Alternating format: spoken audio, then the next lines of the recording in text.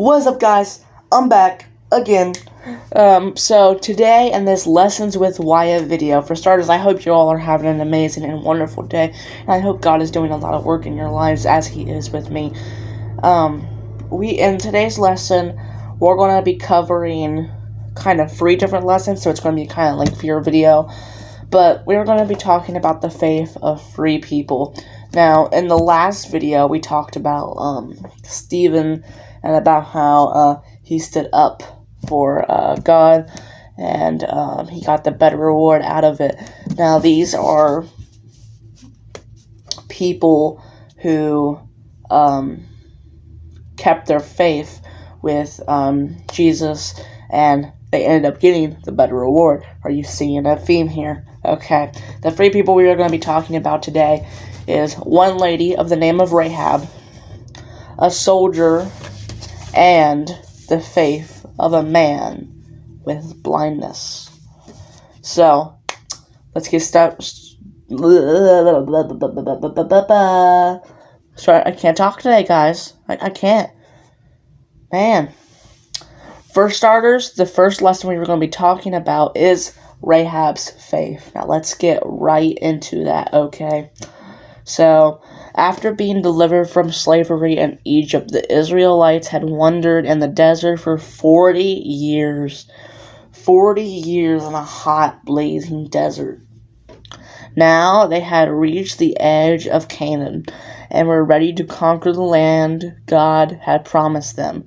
Joshua first sent 2 spies to check out the city of Jericho. They went to Jericho and stayed with a woman named Rahab. The king of Jericho found out that the Israelite spies were in the city. He sent a message to Rahab to turn the spies over to him. The king knew the spies were there to find the weakness of the city because Israel wanted to take over the land. Rahab had hidden the spies on her roof under bundles of flax. She told the king's men that the spies had left, but if they hurried, they might catch the spies. The men left to find the spies. Because of her faith in God, Rahab saved the Israelite spies from the king of Jericho. She had heard all the great things God had done for the Israelites. She believed God would give the Israelites the city of Jericho, and her people would be conquered. Rahab asked the spies to spare her and her family when they took the city. The spies promised to keep Rahab and her family safe when they took the city. They told Rahab to hang a scarlet rope out her window as a sign to the Israelites that the people inside were not to be harmed. Rahab helped the spies escape the city. Then, because she had faith that the spies would spare her and her family, she tied the scarlet rope in her window. When God helped the Israelites conquer the city of Jericho, the spies kept their word. They found Rahab and her family inside her house with the scarlet rope in the window.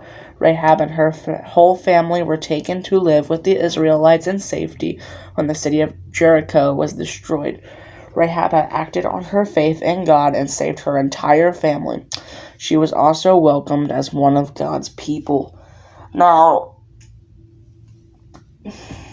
there's a lot to cover for this lesson because, yes, Rahab did lie. She told the soldiers, "Hey, spies ain't in here, okay? They just left. You might be able to catch them. I don't know." Even though she hid them on her roof. But we also gotta take the better outcome of this, of she helped God's people. And think of you and other people who serve the Lord as kind of pieces of a puzzle. You can't make the whole thing solo. You have to have everyone else helping you. Without Rahab's faith in God, she wouldn't have saved the 2 spies which they sound bad for what they're doing, yes, but it was the land God had promised them, okay? Our next lesson we're going to be talking about is a soldier's faith. Okay. So, a centurion lived in the city of Capernaum. A centurion was a Roman officer who was in charge of 80 to 100 men. Now, I'm not going to tell you guys that I can sit here and control 80 to 100 men. I can barely control myself half the time, let alone 80 to 100 men. So, immediately this guy's got a big pat on the back. So, this man had heard about Jesus and the fact that Jesus had come to the city. The centurion had probably heard many things about Jesus, including his miracles and his power to heal the sick. Because remember, at this time, y'all, he's basically out, basically showing off in a way. He was healing people's sickness. Pretty soon we'll be talking about how he cures a man's blindness, and he did all these different things, okay? The centurion was well liked by the Jewish people, which was rare. Most Roman soldiers were hated because they were a part of an army that opposed Jewish nation. But this centurion was loved by the people because he was a good man who had helped them build their places of worship, okay? Jesus agreed to go help the centurion's servant. He was on his way to the centurion's house when several of the centurion's friends met him. The friends told Jesus that the centurion did not feel worthy to have Jesus come into his house. The centurion believed that if Jesus simply spoke the words of his servant, his servant would be healed. He believed the power of Jesus. Jesus was amazed at the centurion's faith. He said, "I tell you, I have not seen faith like this in all of Israel." When the men returned to the centurion's home, they found that the servant had been healed. Jesus had honored the great faith of the centurion. The Bible tells us that when someone we know is sick, we can ask God to heal them. Such a prayer offered in faith will heal the sick, and the Lord will make you well. And that can be found in James chapter 5, verse 15. We should pray for each other so that we may be healed when we are sick. That's what Christians do. Again, going back to the last lesson of we all kind of have to help each other and be beneficial to each other to get that end final beautiful puzzle-like result. We encourage each other and pray for each other when we have needs or problems. God hears the prayer of his people. So, what happened in this lesson? Okay, so a centurion, right, he's out walking around, okay, and he's not really liked by a lot of people because he's in an army that goes against Jews. So, he is the only person in the army who is liked by the Jews, okay, and he hears about how God is coming to the town, and he heard all of his miracles and stuff he is doing around the area, okay, and he's like, well, I have this servant of mine, and he's sick. Maybe I can see if Jesus can come heal him. So Jesus is like, I bet bro, I'll come over to your crib and let's hang out, and I'll heal your man for you, no problem. And Jesus is walking to his house, and the centurion comes out, and he's like, well, the centurion sends his buddies out, and his buddies are like, giving you a heads up, the centurion doesn't feel worthy enough to have you in his house. But this is the faithful part. Let me find it in the lesson real quick.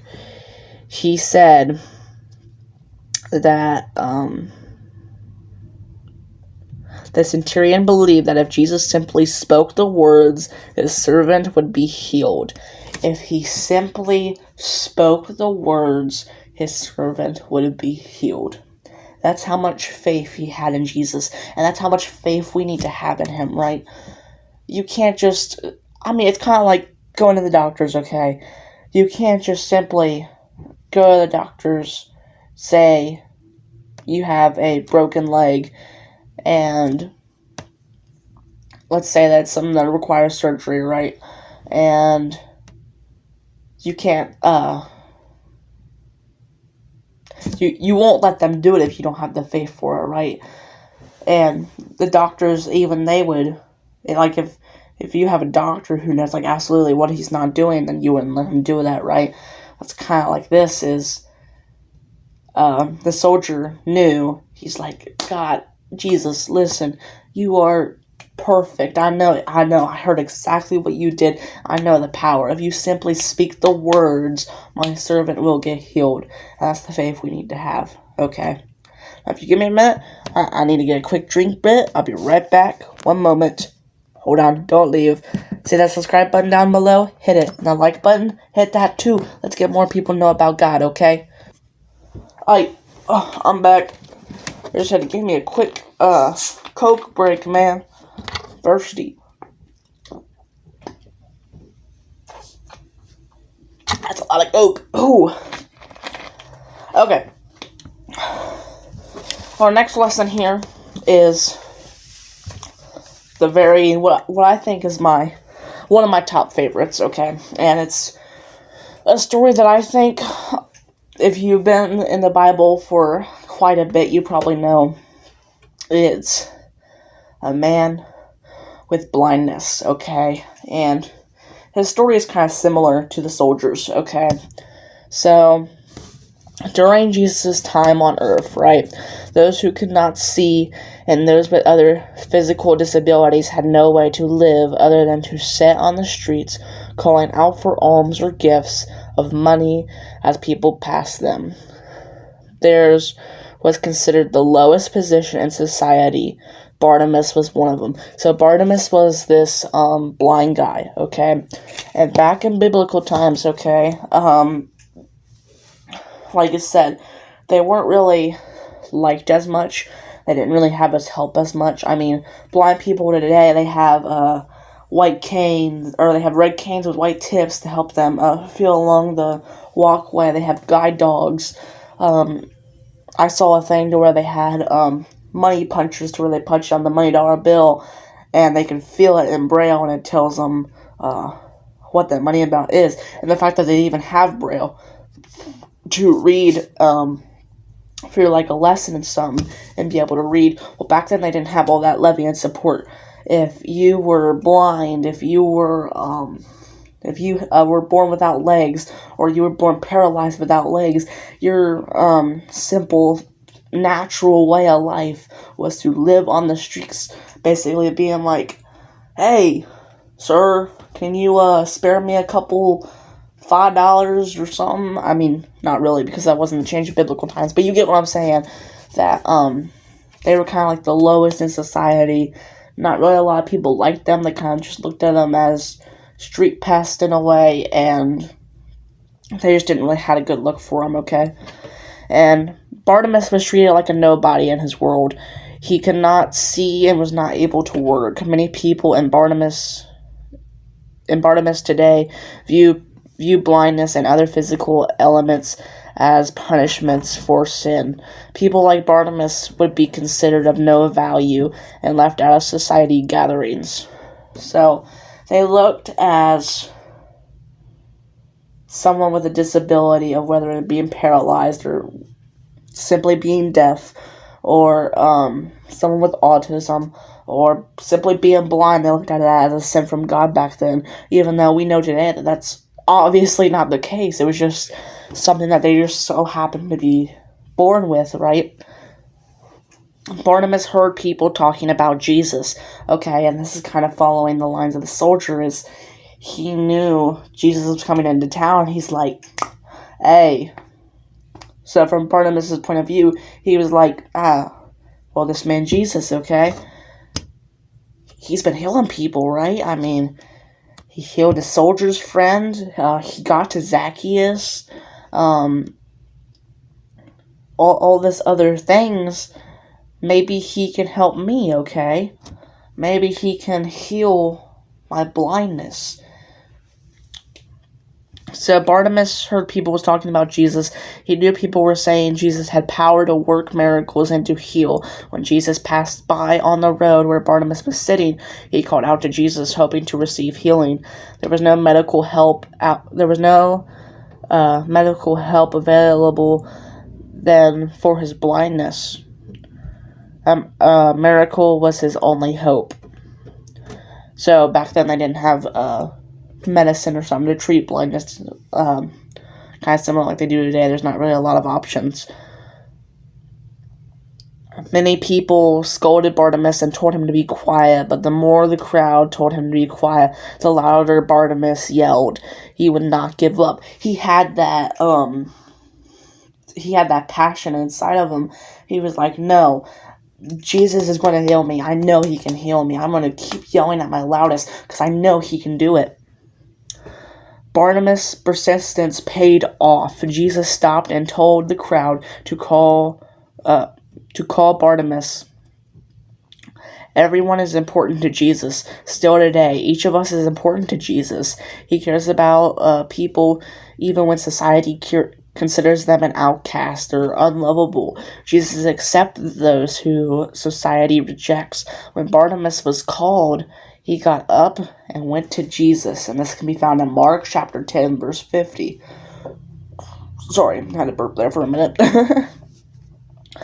When Jesus asked Bartimaeus what he wanted, Bartimaeus said he wanted to see. Jesus told Bartimaeus that his faith had healed him. Suddenly Bartimaeus could see. His faith in Jesus had made him well. Bartimaeus had faith that Jesus could heal his blindness. Faith is a powerful thing, people. Jesus said if we had faith as small as a mustard seed, we can move mountains with just his word. Nothing would be impossible. That's in Matthew chapter 17, verse 20. When we ask Jesus for help, we should have faith and continue with persistence like Bartimaeus, knowing Jesus hears us and cares about our needs.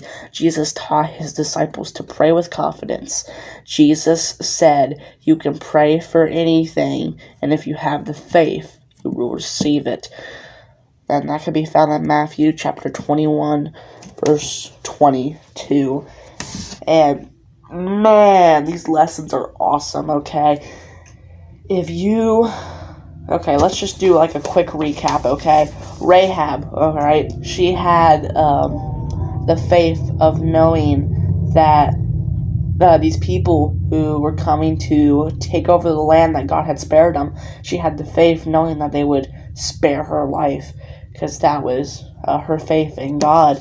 A soldier's faith, he had faith that he could heal his servant without even being in the same room with him. And now the faith of the man with blindness, Bartimaeus, he had the faith of knowing he could heal his vision, about how he cannot see.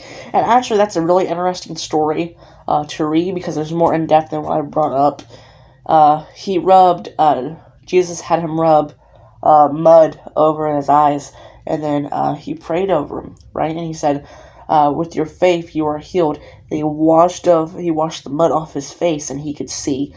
Okay, if you're intrigued and want to read any of these stories for yourself, Rahab's faith, that can be found in Joshua chapter 2 verses 1 to 21, chapter 6 verses 22 to 25, and John chapter 5 verse 24. A soldier's faith, that's in Luke chapter 7 verses 1 to 10, and James chapter 5 verses 14 to 16.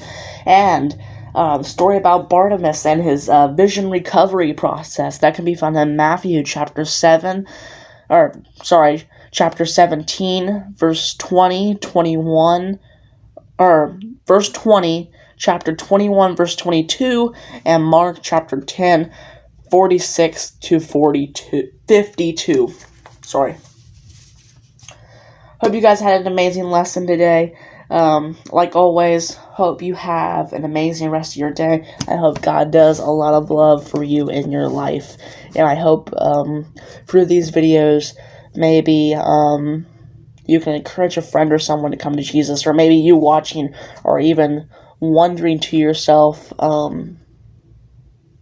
Or even sitting there wondering to yourself, is this Jesus thing for real? Yes, it is. And that's what I'm here for. I am here to show and help you get to that right path. And yeah, if you live in the Ohio area and close to Jackson, I recommend coming to my church. I have two amazing pastors there, Pastor Cecil and Trudy Wright. We have I want to say 4 teachers, because we have, 6 teachers, and it's just an amazing church. So if you live in the Ohio area, and around Jackson, Ohio, we have a church called Faith Family Worship Center. The location is in the start of the video. I recommend coming. It's always a great time. It's always a learning experience.